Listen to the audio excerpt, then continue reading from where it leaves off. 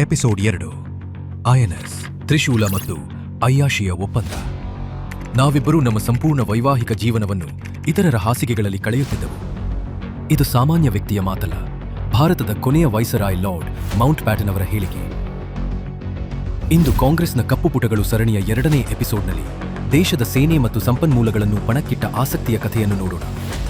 90ರ ದಶಕದಲ್ಲಿ ನಾವು ಎಷ್ಟೇ ಪ್ರೀತಿಯನ್ನು ಮುಚ್ಚಿಡಲು ಪ್ರಯತ್ನಿಸಿದರೂ ಜಗತ್ತಿಗೆ ತಿಳಿಯುತ್ತದೆ ಎಂಬ ಹಾಡು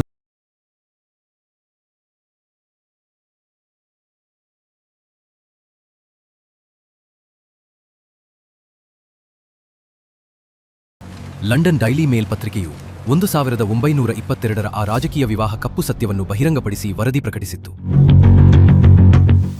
ಮೌಂಟ್ ಬ್ಯಾಟನ್ ತಮ್ಮ ಪತ್ನಿ ಎಡ್ವಿನಾಳನ್ನು ಪ್ರೀತಿಸುತ್ತಿದ್ದರು, ಆದರೆ ಶೀಘ್ರದಲ್ಲೇ ಎಡ್ವಿನಾ ಲೈಂಗಿಕವಾಗಿ ಅತಿಯಾದ ಆಸಕ್ತಿಯುಳ್ಳವರು ಎಂಬುದು ಅವರಿಗೆ ತಿಳಿಯಿತು.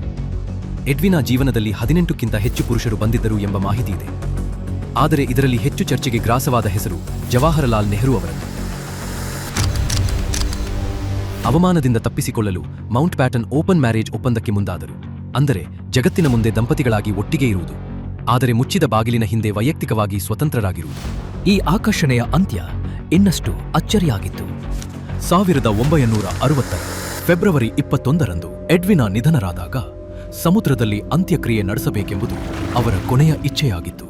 ನೆಹರು ತಮ್ಮ ಪ್ರೇಯಸಿಯ ಅಂತಿಮ ಇಚ್ಛೆಯನ್ನು ಪೂರೈಸಲು ನಿಯಮಗಳನ್ನು ಬದಿಗಿಟ್ಟು ಭಾರತೀಯ ನೌಕಾಪಡೆಯ ಯುದ್ಧ ನೌಕೆ ಐಎನ್ಎಸ್ ತ್ರಿಶೂಲ ಅನ್ನು ಕಳುಹಿಸಿದರು ಎಂಬ ಗಂಭೀರ ಆರೋಪಗಳಿವೆ.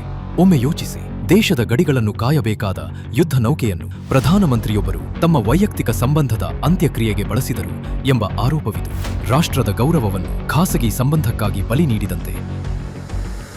ಇಂತಹ ಸಂಬಂಧಗಳಿಗಾಗಿ ನೆಹರು ತಮ್ಮ ವೈಯಕ್ತಿಕ ಆಸಕ್ತಿಗಳು ಮತ್ತು ವಿದೇಶಿ ಒತ್ತಡಗಳ ಮುಂದೆ ಎಷ್ಟು ಬಾರಿ ತಲೆಬಾಗಿರಬಹುದು.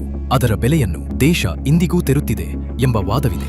ಆದರೆ ಈ ವೈಭೋಗಗಳು ನೆಹರು ಅವರಲ್ಲೇ ನಿಂತಿವೆಯೇ?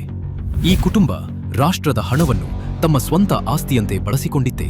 ಕಾಂಗ್ರೆಸ್ನ ಕಪ್ಪು ಪುಟಗಳು ನಿರಂತರವಾಗಿ ನೋಡಿ, ಸತ್ಯ ಇನ್ನೂ ಬಹಳಷ್ಟಿದೆ.